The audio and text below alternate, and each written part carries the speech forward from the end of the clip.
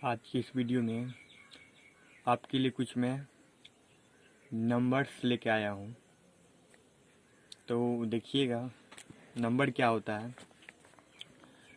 पहला नंबर पे है अभाज्य संख्या। अभाज्य संख्या देखिए, अभाज्य संख्या शॉर्ट में डिफिनेशन बताएंगे। अभाज्य संख्या वह संख्या जो एक और स्वयं से कटे वही अभाज्य संख्या कहलाता है। वह संख्या जो एक और स्वयं से कटे वह अभाज्य संख्या कहलाता है। जैसे में आप ले लीजिए 2 हो गया, 3 हो गया, 5 हो गया, 7 हो गया, 11 हो गया, उसके बाद 13 हो गया, 17 हो गया, 19 हो गया, डॉट डॉट इसी प्रकार चलता रहेगा। ये सभी अभाज्य संख्या है। 2 वैसा संख्या है जो एक और स्वयं से ही कट रहा है।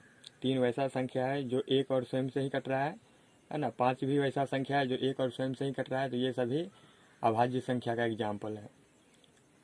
ओके, समझ में आ गया होगा अभाज्य संख्या किसे कहते हैं। वह संख्या जो एक और स्वयं से कटे वह अभाज्य संख्या कहलाता है।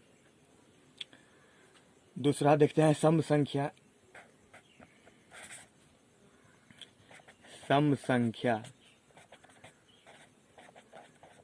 नाम से ही स्पष्ट है। सम संख्या वह संख्या जो 2 से विभाजित हो जाए सम संख्या कहलाता है। जैसे 2, 4, 6, 8, 10 डॉट डॉट। 2 ऐसा है जो 2 से विभाजित हो जाएगा। 4 भी 2 से विभाजित हो जाएगा। 6 भी, 8 भी, 10 भी, है ना। आप देखिए करके 6 को 2 से भाग लगाइए, 2 तिया 6 हो जाएगा। 8 को लगा दीजिए 2 से, 2 चौक 8 हो जाएगा, है ना। वह संख्या जो 2 से विभाजित हो जाए उसे हम सम संख्या कहते हैं। ओके, देखिए अब 3 नंबर में देख लेते हैं विषम संख्या किसे कहते हैं। विषम संख्या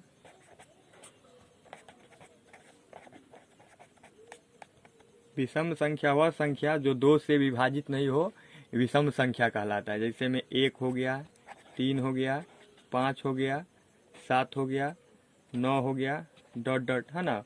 वह संख्या जो 2 से विभाजित नहीं हो विषम संख्या कहलाता है। देखिए 5 2 से विभाजित नहीं होता है पूरे पूरे, 7 भी नहीं होता है, 9 भी नहीं होता है। तो ये सभी विषम संख्या का उदाहरण है। ओके, अब देखते हैं 4 नंबर पे परमेय संख्या देख लेते हैं। देखिए परमेय संख्या किसे कहते हैं आपको ये पता होगा। परमेय संख्या ये बहुत ही महत्वपूर्ण है।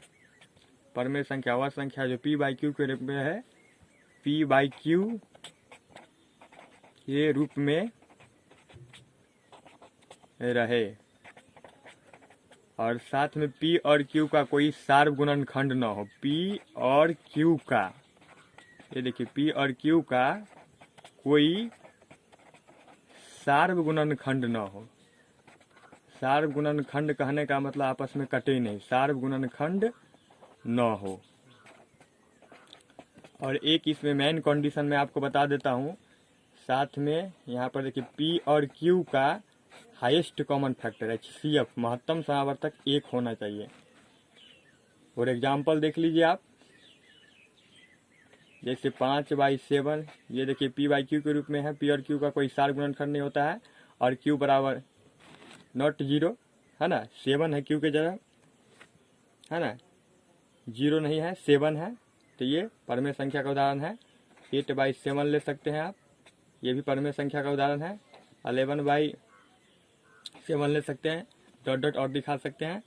ये सभी क्या है, परमेय संख्या का उदाहरण है। यहाँ पर p/q के रूप में रहे। एक चीज़ और लिख लीजिए, q बराबर नॉट 0, q बराबर नॉट 0। यहाँ पे मिस्टेक हो गया था, छूट गया था। ओके, अब देख लेते हैं परमेय संख्या हो गया। अपरमेय संख्या देख लेते क्या होता है। अपरमेय संख्या देखिए, अपरमेय संख्या मैं आपको दिखा दूं। ये देखिए अपरमेय संख्या 5 नंबर पे अपरमेय संख्या। अपरिमेय संख्या इसका मैं आपको डिफिनेशन बता दूं, ये होता है रूट अंदर अभाज्य संख्या। क्या होता है? रूट अंदर अभाज्य संख्या। जैसे अभाज्य संख्या मैं आपको पीछे बताया हूं, अभाज्य संख्या वह संख्या जो एक और स्वयं से ही विभाजित हो, उसे हम अभाज्य संख्या कहते हैं। जैसे ये 2 हो गया, 5 हो गया, 7 हो गया, 11 हो गया, 13 हो गया। इसी का रूट लगा दीजिए तो ये अपरमेय संख्या बन जाता है। इसी का आप रूट लगा दीजिएगा तो ये सभी क्या हो गया? अपरमेय संख्या हो जाएगा। और भी एग्जाम्पल ले सकते हैं, जैसे में आप ले सकते हैं 31 ले सकते हैं, ये भी अभाज्य संख्या है, इसका रूट लगा देंगे तो अपरमेय संख्या हो जाता है ना। यानी इसका पूरी रूट भी नहीं होगा, है ना, वर्ग भी नहीं होगा, वही अपरमेय संख्या कहलाता है। ये भी डिफिनेशन हम बोल सकते हैं। अब देखिए छठा नंबर पर देख लेते हैं नेचुरल नंबर, प्राकृतिक संख्या किसे कहते हैं, ये भी इम्पोर्टेंट है। छठा नंबर पे देखते हैं नेचुरल नंबर, प्राकृतिक संख्या। ये तो सभी को पता होगा प्राकृतिक संख्या किसे कहते हैं, तो गिनती को संख्या को प्राकृतिक संख्या कहते हैं। गिनती को संख्या, काउंटिंग नंबर को हम प्राकृतिक संख्या कहते हैं। जैसे 1 2 3 4 5 डॉट डॉट तक चलता जाएगा, है ना, और आगे जाएगा, है ना। आपको समझ में आ गया होगा नेचुरल नंबर। काउंटिंग नंबर को नेचुरल नंबर कहा जाता है, प्राकृतिक संख्या कहा जाता है। और देख लेते हैं, एक होता है पूर्ण संख्या। 7 नंबर पे देख लेते हैं पूर्ण संख्या क्या होता है। ये देखिए पूर्ण संख्या।